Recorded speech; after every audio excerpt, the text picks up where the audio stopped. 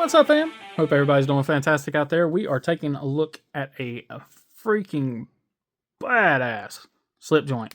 You guys see it. You've seen the thumbnail. You know what you're looking at. This is the Nip Slip from Divo Knives, TPK exclusive. Comes in this cool little box. You guys know that they always have really awesome boxes. But we'll go ahead and move this to the side. Let's go ahead and check out the knife itself. This is the purple, Jesus. This is the orange dark matter fat carbon. Really cool blade, tiny little guy. You're only looking at looking at 5.5 inches overall.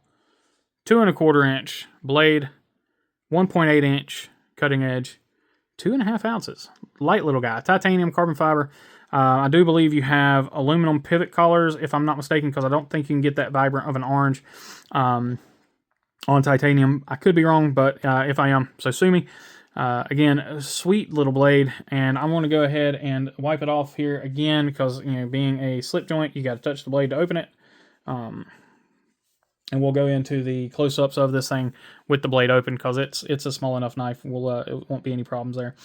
Now these things are currently available on TPK's website. I believe they are 200 bones. $200. Looking at my notes, S90V, 59 to 61 on the S90. I do believe these are QSP OEM'd. So fantastic job to those guys. As I've been saying for a while, the QSP is slept on with their slip joint game. There's a lot of folks that really love the Hedgehog, but I don't think it gets quite near the love it should or deserves. And same thing with the Penguin slip joint. It's a phenomenal slip joint and perfect size too. Now they are still in stock. There's the purple, which is why I said purple earlier. There's the purple, the orange like this one as well, and then the glow dark matter that are still available on the website. So make sure you follow the link down below. I don't know if codes work on these, but if they do, use Lefty's code. I think it's Lefty10 or Lefty EDC or something like that. Use his code down there or whatever code you know of for TPK. But let's go ahead and jump in on this thing. Here we go. We'll start with the handle like we always do. Really nice dark matter carbon. This one has a pretty good amount of orange in it. It's always kind of a mixed bag on these things. You never know with dark matter. But this one does have a pretty good bit. And even in the darker spots, you can see the orange kind of showing through on those darker spots. Really cool. The back spring is perfect. Of course, there's no issues with that. The inlay is done very well. All your fit and finish on the inside is perfect. It looks like these are... Looks like they're glued in.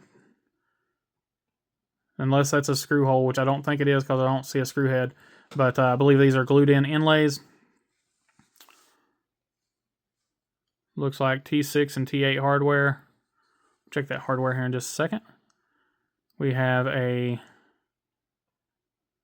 decent plunge grind, not the best, not the worst, but it's pretty good. It's pretty sharp, and then it kind of tapers off.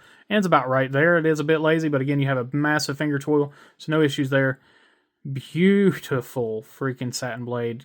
Golly, the thing looks good. You guys know I'm a sucker for satin, so fantastic job there. Fantastic job sharpening. It looks phenomenal. Looks like we might actually, this is a pass around knife, so yeah, we've got a bit of an edge. We got a bit of a chip in the edge here. I'll get with Lefty to see if he wants me to take care of that before I send this on. Beautiful. Again, just an absolute beautiful edge. Tip is, there we go. The tip is perfect.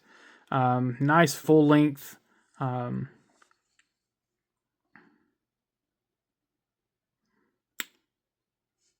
Nice full length long pull there. Really great job on that. Swedged. Just a beautiful grind on this knife. Absolutely great job. Great design by the guys. And golly. I hope the camera's picking that up.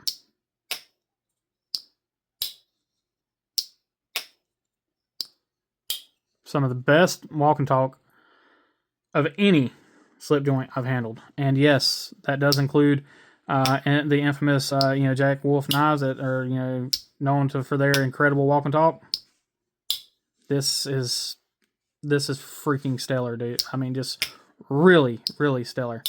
You've got plenty of blade to grab hold of. You just get right up on top of that long pull. Really nice finger tool. So where I typically would do the 50-50 grip, because I have this massive finger tool, I can get up on the knife. I'm not worried about it closing on my hand because my hand's in the way already. That pull's strong enough. I really don't think I got to worry about it anyway. Just a great job on that all around. Let's see. I don't know if I'm going to be able to do a one-handed here. Fairly, it's doable. It's scary because that blade gets really close to popping that finger. It gets really close, but you can certainly close it one-handed. Just do it at your own risk. Be careful. Maybe if you have bigger hands or longer thumbs or whatever, you can get your finger out of the way more. But for me, this is a two-hand closer. The single hand is a little too risky for me. But golly, this thing is gorgeous. And it fits in the hand so well. Feels great. You can choke back on it and you have the 3-finger grip and do the do the 50-50 grip, and then you have a lot of power. Draw cuts are going to be easy because you've got these cutouts on either side that your fingers just, like these little chamfered spots, your fingers just rest in there really nice for doing these really nice draw cuts. Yeah, really stellar knife. Lefty, Colin, y'all did a fantastic job on this. Lefty, I don't think you actually watch my videos, but if you do, man, great job. Congratulations on this one. I wonder. No way in heck. I was trying to think. I was like, it's not even in the right spot. Or maybe it is. No, there's no way. I was thinking maybe because if you look inside, you can see there's kind of a hump right here. And that's right here where that screw comes through. And that's right where that nick is in the blade. I was thinking maybe from closing it like that, might have went down and hit, but there's absolutely no marks at all on that spring. And if S90V was slamming into that spring, there would be some marks there. So anyway, just a fantastic showing all around. QSP did a phenomenal job making it, and Kevin and Colin did a fantastic job with the design and execution, or design and all the work that goes into that. So congratulations, guys. I know this thing's been wildly successful. I'm very surprised to see that there were that many still in stock, but they do have those 3 variants still in stock on TPK. Go check them out. If you can afford it, buy it. You won't be sorry. If you like slip joints, you like premium materials, you like beautiful, just absolutely gorgeous hollow grinds. This has got a very kind of a sweeping hollow grind. It's like, it's kind of crazy how this grind is done, because it almost feels like a flat grind, but I know it's a hollow. And I can see the light refracting, so I know it's a hollow, but because it's such a high hollow grind, it almost feels like a flat grind. It's crazy. But, yeah, super thin behind the edge. I don't know, fairly late in the pass round on this thing, so let's see how well it's holding up. It definitely needs a touch up, so like I said, I'll talk to Lefty. The blade itself, it probably should be stropped back to life, but that nick in the blade is definitely concerning. But yeah, this thing, like I said, I think I'm one of the last guys out of probably 20 or so people that have seen this knife. So again, awesome stuff. Let's do a quick hardware check, and then we will end it out. So T8s,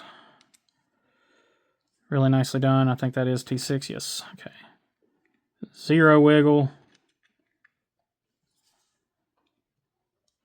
Yeah.